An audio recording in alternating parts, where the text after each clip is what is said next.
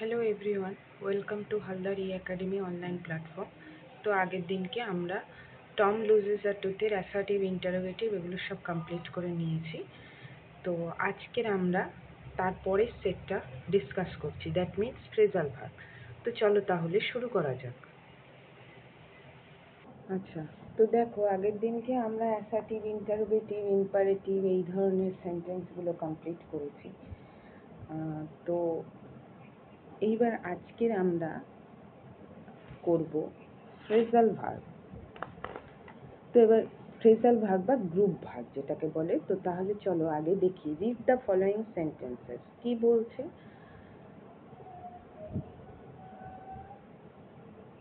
Set 7 যেটা, সেটা বলছে সার্টেন এলিমেন্ট কুড লে up a patient on bed for 3 days। এই ধরনের রোগ একজন এই ধরনের রোগ একজন রোগীকে 3 দিন বিছানায় আটকে রাখতে পারত। এই যে লে আপ, এটা যে সেন্টেন্সটা আছে, এটার মানে হচ্ছে কনফাইন বা আটকে রাখা।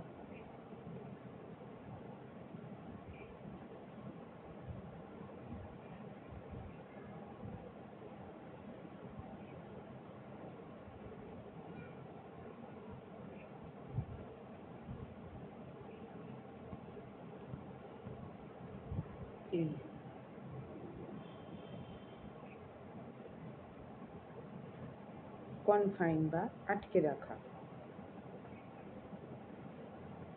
ঠিক আছে। পরের সেন্টেন্সটা, this year in the month of June the monsoon has set in. Set in মানে হচ্ছে শুরু হওয়া।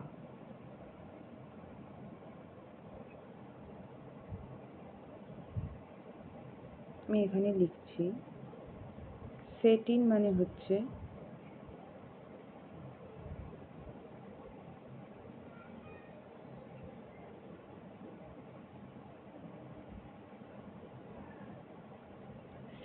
হচ্ছে শুরু হওয়া।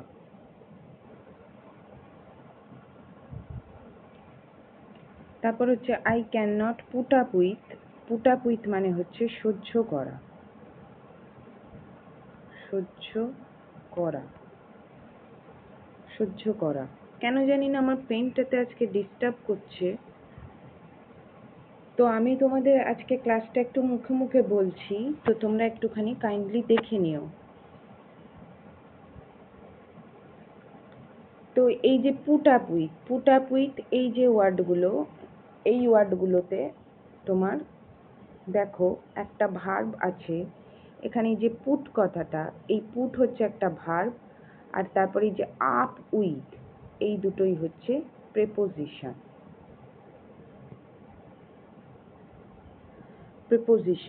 ঠিক আছে। তার মানে ফ্রেজাল ভার্ব কাকে বলে? ফ্রেজাল ভার্ব হচ্ছে সার্টেন একটা ভার্বের সাথে সে একটা প্রিপোজিশন বা দুটো প্রিপোজিশন অ্যাড করে যে ওয়ার্ডটা তৈরি হয়, মানে ভার্ব প্লাস প্রিপোজিশন, সেটাকেই বলা হচ্ছে ফ্রেজাল ভার্ব বা গ্রুপ ভার্ব বা গুচ্ছ ক্রিয়া যেটা। তো এই যে এলিমেন্ট লে আপে হয়ে যাচ্ছে কনফাইন। তারপর হচ্ছে সেটিং মানে হচ্ছে শুরু হওয়া, দ্যাট ইজ বিগান। অ্যাকচুয়ালি ওয়ার্ডটা হচ্ছে বিগিন।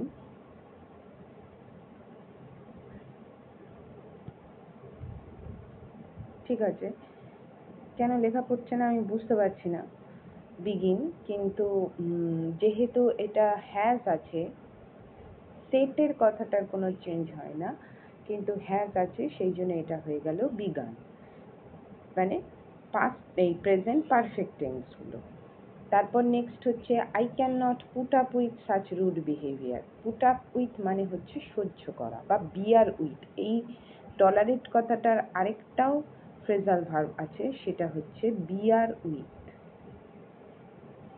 Beer with. তোমরা একটু আমি যেটা বলছি সেটাকে ফলো করবে। পেনটা কেন লিখছে না আমি সত্যি বুঝতে পারছি না। পুট আপ উইথ, যেটা মানে হচ্ছে বিয়ার উইথ। আরেকটাও ফ্রেজাল ভার্ব এটা, বিয়ার উইথ বা টলারেট, দ্যাট মিনস সহ্য করা। I can not tolerate such rude behaviour. আমি এই ধরনের কড়া বিহেভিয়ার, এই ধরনের বাজে বিহেভিয়ার আমি একদম সহ্য করি না। ঠিক আছে, তো আমরা তাহলে চলে যাই এবার নেক্সট অপশানে। নেক্সট অপশন, তাহলে এইবার দেখো কি বলছে। In set 7 the underline verbs of each sentence, যেটা আমি তোমাদের বলছিলাম, combine with prepositions or adverbs or in some cases both such combinations are called phrasal verb. এই যে প্রেপোজিশন থাকবে, ভার্বের সাথে অ্যাডভার্বও থাকতে পারে। তো এই ধরনের কেসে এই যে কম্বিনেশনগুলো, মানে verb plus preposition or adverb, সেটাকে আমরা একসাথে বলি ফ্রেজাল ভার্ব বা গ্রুপ ভার্ব। ঠিক আছে, তাহলে আমরা এইবার আমরা চলে যাই এক্সারসাইজ 5-এ। তো এক্সারসাইজ 5-এ কি বলছে, read the underline words with suitable phrasal verbs from the list given below. Change the form of the verbs where necessary. This is one extra verb in the list. তো এইবার বলছে, তাহলে প্রথমেরটা কি বলছে, দ্য এনিমি সারেন্ডার করছে। তারপর হচ্ছে surrender করা মানে হচ্ছে তোমার নতি স্বীকার করা। তো এইবার আমি চলে যাই লিস্টগুলোতে। লিস্টগুলো কি আছে দেখে নিই। লিস্টগুলো হচ্ছে লুক ইনটু মানে হচ্ছে এক্সামিন বা পরীক্ষা করা। এইবার আবার ঠিকঠাক লিখছে, যাই হোক, পরীক্ষা করা। ঠিক আছে, এরপর হচ্ছে মেক আউট মানে হচ্ছে, মেক আউট যে কথাটা, এই কথাটা হচ্ছে আন্ডারস্ট্যান্ড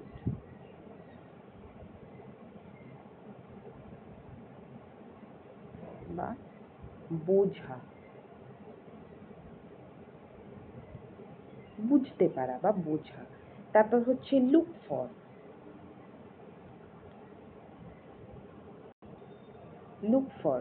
ফর মানে হচ্ছে খোঁজা। ঠিক আছে, কাম রাউন্ড মানে হচ্ছে খুব তাড়াতাড়ি সেরে ওঠা, রিকভার।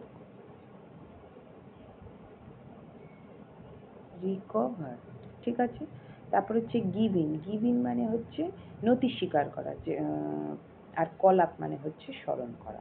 ঠিক আছে, তো এইবার আমরা তাহলে বসাই। আমরা মোটামুটি বাংলাগুলো জেনে গেছি। কল আপ মানে হচ্ছে রিমেম্বার বা মনে করা। তাহলে the enemy surrendered without a fight, তার মানে শত্রুরা কোনো রকমের কোনো কি বলবো, যুদ্ধ না করেই নতি স্বীকার করেছিল। তাহলে সারেন্ডার্ড কথাটা এটা আছে কিন্তু পাস্ট টেন্সে।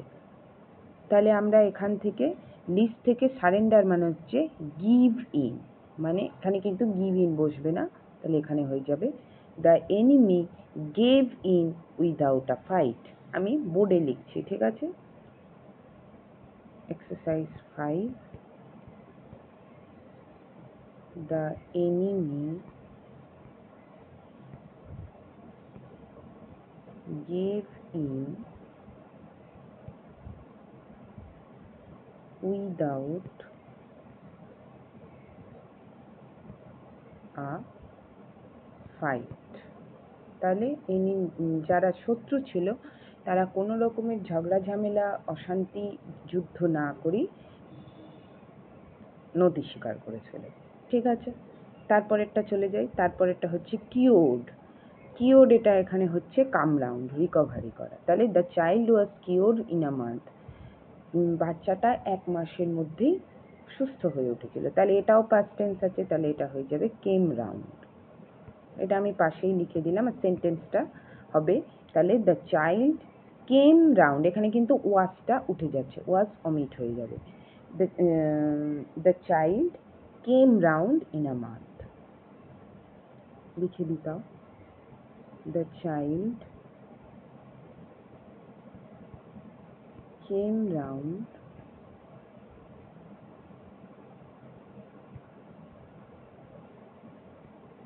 in a month। ঠিক আছে, আমরা বুঝতে পারলাম। তাহলে the child came round in a month মানে শিশুটি 1 মাসের মধ্যে সেরে গিয়েছিল। তারপরেরটা হচ্ছে the police investigated the case. Investigated এখানে হচ্ছে লুক ইনটু, তাহলে এটা হচ্ছে লুকড ইনটু, লুকড ইনটু, তাহলে এটা হবে কি দ্য পুলিশ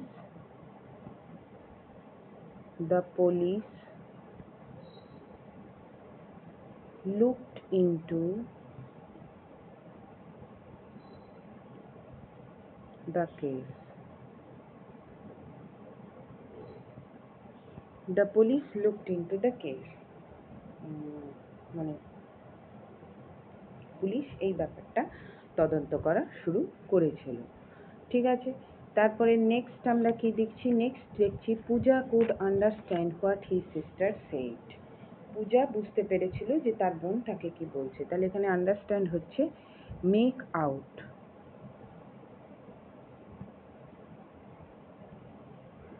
মেক আউট, কিন্তু এখানে আন্ডারস্ট্যান্ড মেক আউটই থাকবে, কারণ এখানে কুডটা হয়ে যাচ্ছে পাস্ট টেন্স। তাহলে এটা আমরা কি লিখবো? Puja could make out what his sister said. Puja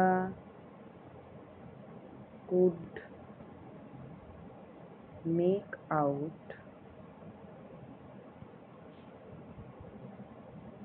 what her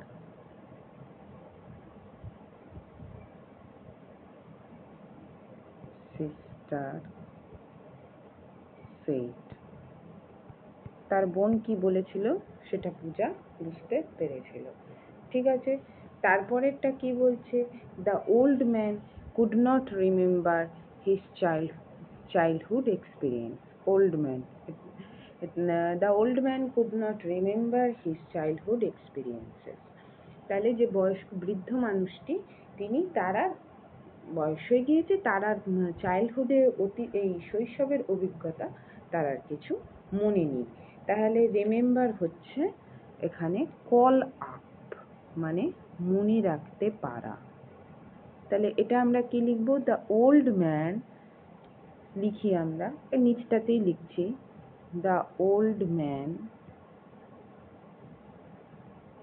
could not call up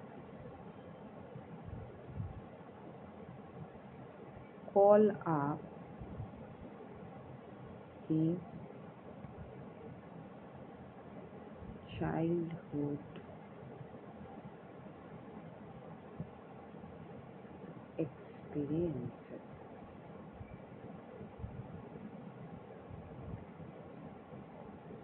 তার শৈশবকালের যে অভিজ্ঞতা, সেই অভিজ্ঞতাগুলি তিনি কিছুতেই আর মনে রাখতে পারছেন না।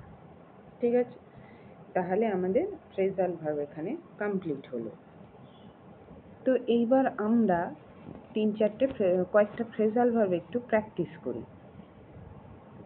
ঠিক আছে, তো দেখো একটা সেন্টেন্স দিচ্ছি আমি, সেই সেন্টেন্সটা হচ্ছে dengue has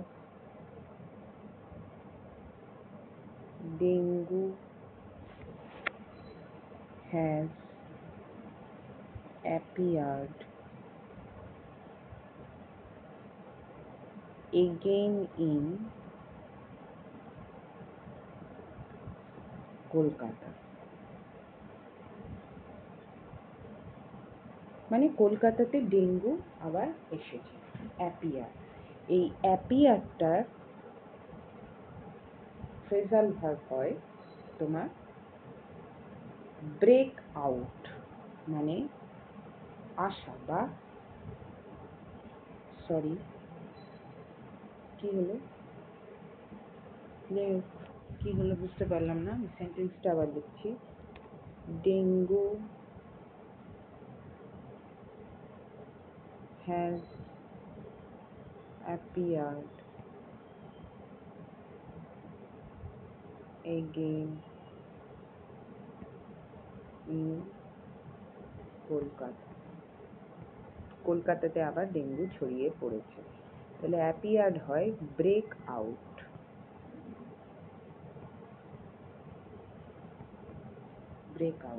dengue has appeared again in Kolkata. Dengue কলকাতাতে আবার ছড়িয়ে পড়েছে। তাহলে এইটা আমরা ব্রেক আউট যদি হয়, তাহলে আমরা সেন্টেন্সটা কি লিখবো? Dengue has broken out again in Kolkata. তাহলে সেন্টেন্সটা আমরা লিখি। Dengue has broken out again in Kolkata.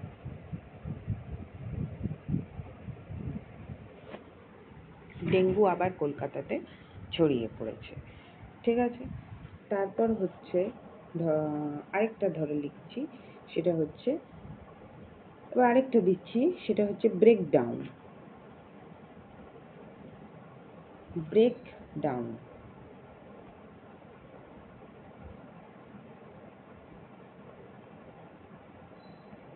Breakdown মানে হচ্ছে ভেঙে পড়া।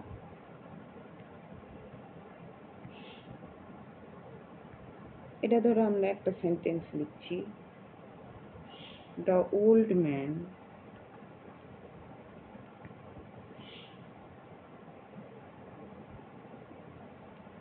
failed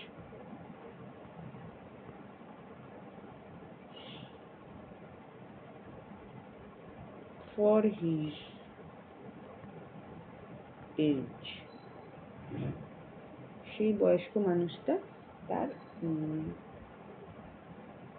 বয়সের জন্য ভেঙে পড়েছিল। তাহলে এটা আমরা কি করব, ব্রেকডাউন ইউজ করতে হবে ফেইল্ড এই জায়গাটায়। তাহলে the old man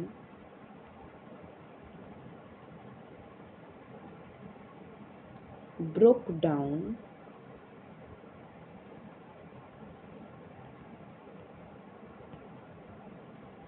for his age. তার বয়সের জন্য সেই বয়স্ক মানুষটা ভেঙে পড়েছিল। ঠিক আছে, আরেকটা ধরো ইম্পর্টেন্ট আমি করে দিচ্ছি, সেটা হচ্ছে look after.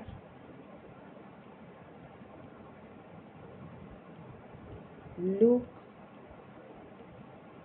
After look after মানে হচ্ছে টেক কেয়ার। এটাও একটা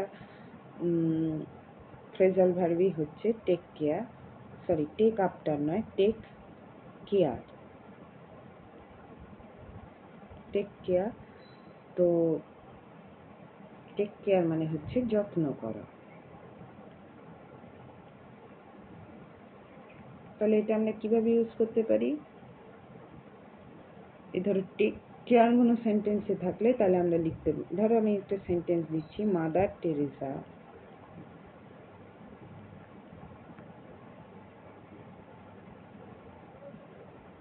took care of the poor people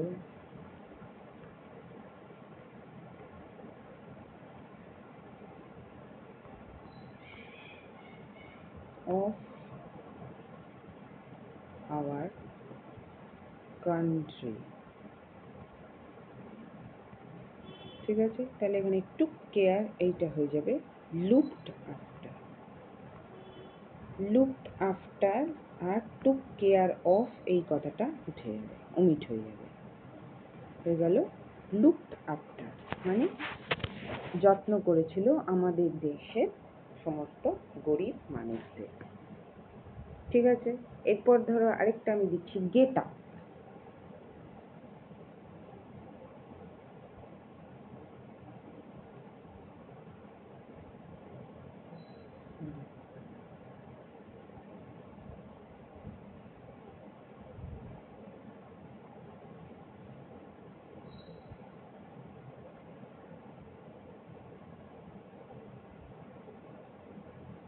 ধরো লিখছি get up.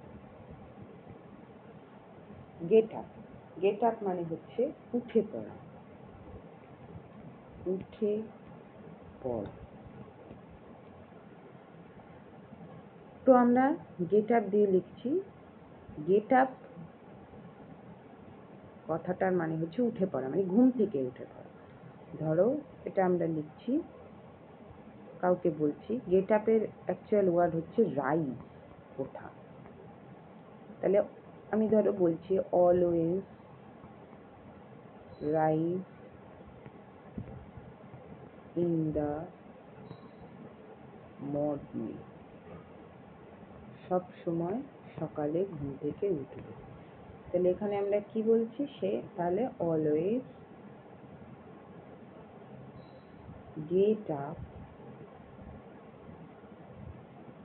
In the morning, সকালবেলায় সবসময় তাড়াতাড়ি ঘুম থেকে উঠবে। ঠিক আছে, তাহলে গেট আপ মানে হচ্ছে উঠে পড়া। ঠিক আছে, এরপর ধরো আমরা করছি আরেকটা করছি, সেটা হচ্ছে গিভ আপ। গিভ আপ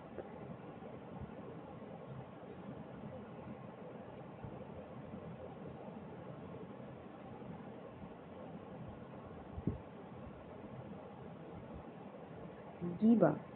ঠিক আছে, তাহলে গিভ আপ হলে আমরা করছি, ধরো গিভ আপ কথাটার মানে হচ্ছে ছেড়ে দেওয়া বা পরিত্যাগ করা। তাহলে আমি ধরো এখানে লিখছি ইউ মাস্ট শান, SHUN, শান মানে হচ্ছে পরিত্যাগ করা।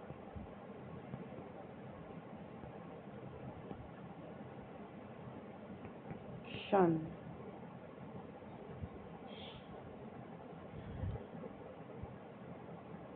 ব্যাড হ্যাবিট, খারাপ অভ্যাস। তাহলে এখানে আমরা লিখব you must give up bad habit, তোমার খারাপ অভ্যাস পরিত্যাগ করা উচিত। ঠিক আছে, হয়ে গেল। এরপর আরেকটা ইম্পর্টেন্ট, এই গিভ দিয়েই আমি করিয়ে দিচ্ছি, সেটা হচ্ছে গিভ অ্যাওয়ে। গিভ অ্যাওয়ে মানে হচ্ছে ডিস্ট্রিবিউট বা বিতরণ করা, ডিস্ট্রিবিউট বা বিতরণ করা।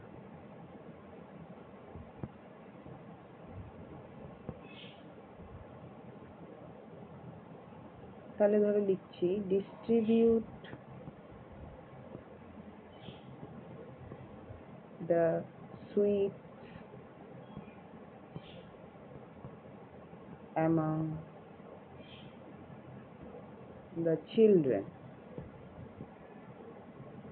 বাচ্চাদের মধ্যে মিষ্টিগুলো বিতরণ করো। তাহলে এইখানে ডিস্ট্রিবিউটের জায়গায় বসে যাবে গিভ অ্যাওয়ে,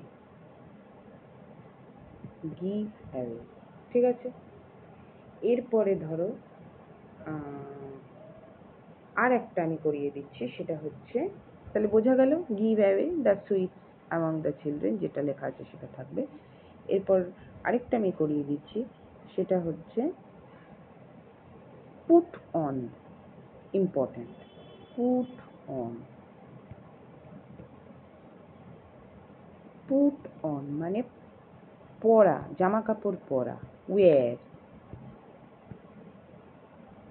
তাহলে এটা ধরো আমি করছি দ্য লিটল গার্ল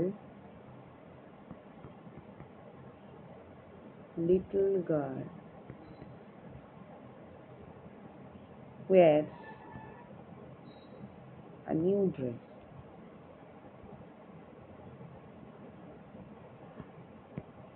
তাহলে এইটা আমরা লিখবো দ্য লিটল গার্ল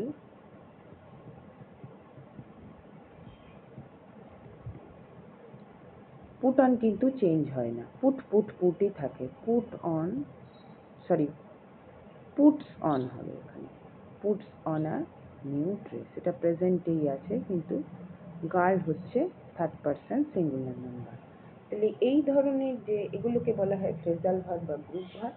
তাহলে এইগুলো তোমরা তোমাদের বইয়ে যেগুলো থাকবে সেগুলো ইম্পর্টেন্টগুলো মুখস্থ করবে। ঠিক আছে, তাহলে আজকের মতন ক্লাস এতদূর পর্যন্তই থাকলো। So thank you everyone.